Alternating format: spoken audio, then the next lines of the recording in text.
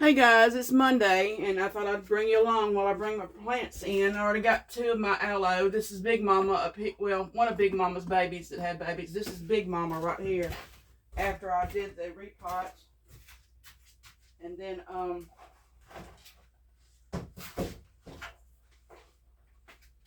got another big plant off of her. I'm gonna sit right up here in this window. I try not to put them right on the window, but sit them back enough on these shelves so they don't fall off, because they are very heavy plants.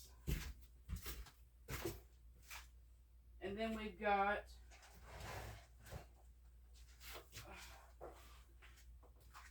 this agave plant, which is extremely heavy. They're so full of water. Pull this shelf out a little and sit right there. See some more babies coming up in this one.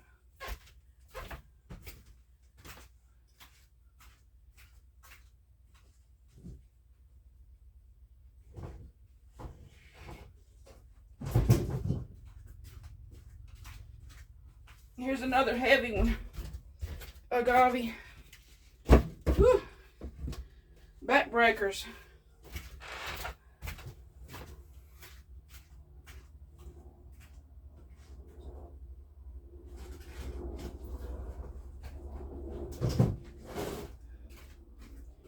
I've got a century plant right here.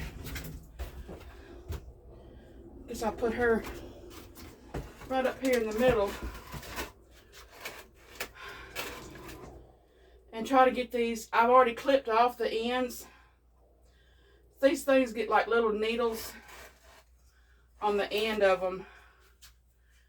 Not the aloe, but the agave and the century plant, and they're very painful. Okay, I got my lemon tree that was just given to me.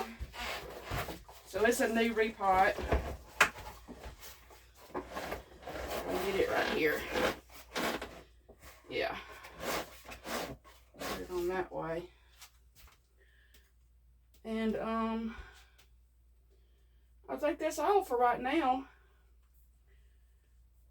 The biggest ones are the main ones that I needed to get in. Oh, I see one. Hold on.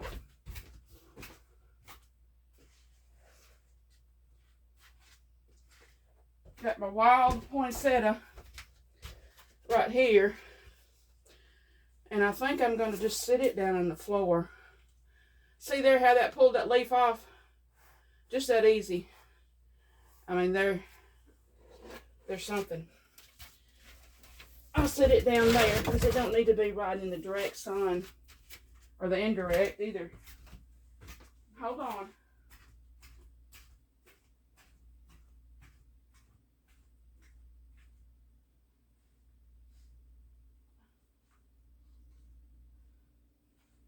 I'm coming, y'all. Just a second. All right, I got this spider plant. This beautiful hanger that my daughter made me. And I think I'm going to sit it right up here on top so it can just hang, because I don't have any hooks up on the ceiling. We'll put it right there for now. And I'll have to put a bowl under it so that when I water, it won't get all over the place. I'll do it in this Jade.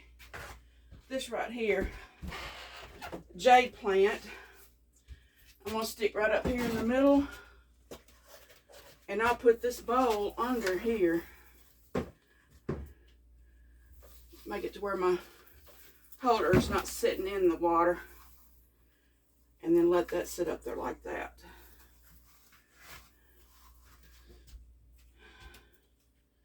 And then once I close this utility room door, keep it closed, that sun will keeps it warm enough in here all winter. I mean, it gets down cold, but it's not it's not like sitting out on the porch and with the frost and everything getting on them. And I've been able to hold on to these plants. Well, this one was just gave to me by my neighbor a couple months ago.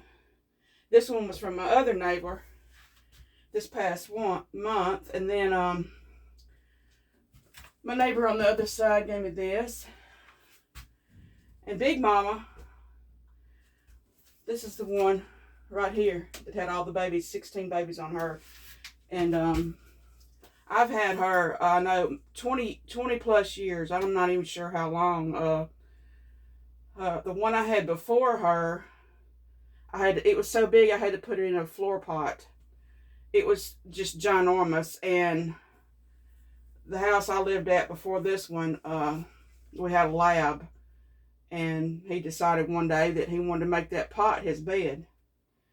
So he got in there and laid all over the aloe and just destroyed it. That's how this come about. This one right here. And but I really enjoy having these plants.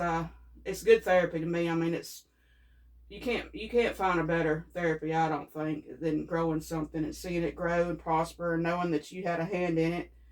I know that God is controlling everything, but just knowing that you put it in a pot, you took care of the soil, you made sure it was watered, you made sure it had sunshine.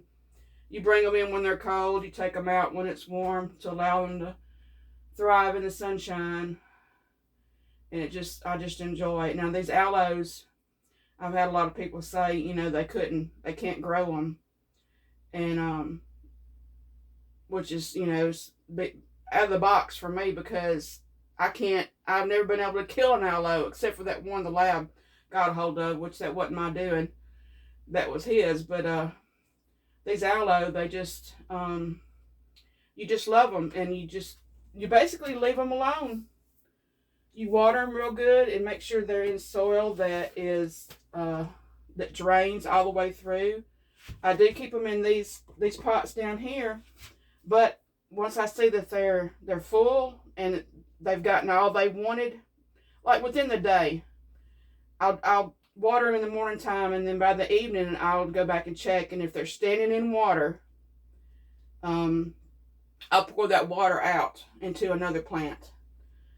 And you never want to let an aloe stand in water because they're made with water. I mean, they're just full of water.